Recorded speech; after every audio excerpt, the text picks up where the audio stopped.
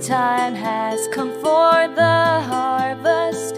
The crops are ripe and ready to be taken. We will work hard through the day and into the night to bring in the harvest, so that we may eat.